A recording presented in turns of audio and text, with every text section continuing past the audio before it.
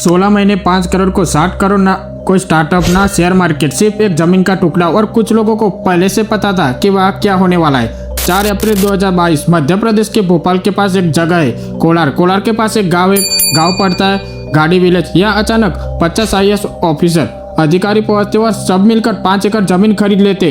अब सुनने में यह सामान्य लग सकता है, लेकिन असली कहानी अभी शुरू होती है। ये कोई रेसिडेंशियल जमीन नहीं थी, ये थी एग्रीकल्चर जमीन। मतलब खेती कर सकते हो लेकिन घर नहीं बना सकते, कोई कॉलोनी नहीं, कोई बिल्डिंग नहीं। और इसी वजह से ऐसी जमीन बहुत सस्ती मिलती है। उस समय इस पूरी डील की कीमत थी लगभग 5 करोड़ रुपए। अब क्योंकि इतने सारे अफसर मिलकर जमीन खरीद रहे थे तो उन्होंने IPR यानी इमूवेबल प्रॉपर्टी रिटर्न फाइल करना पड़ा।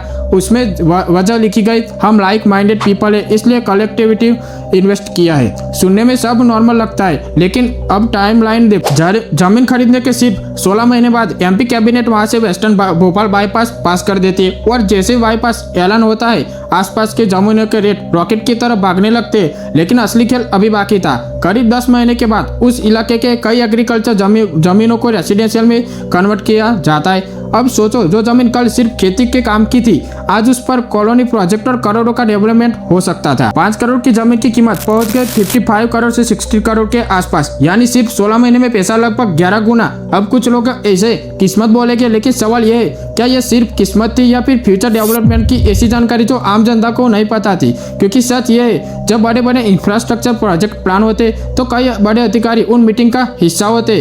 उन्हें पहले से पता होता है कि कहाँ रोड आएगी, कहाँ बाईपास बनेगा या कहाँ जमीन के दाम बढ़ने वाले। और अगर उसी जानकारी का इस्तेमाल पहले से जमीन खरीदने में हो तो उसे इन्वेस्टमेंट नहीं, इनसाइडर एडवांटेज कहा जाता है।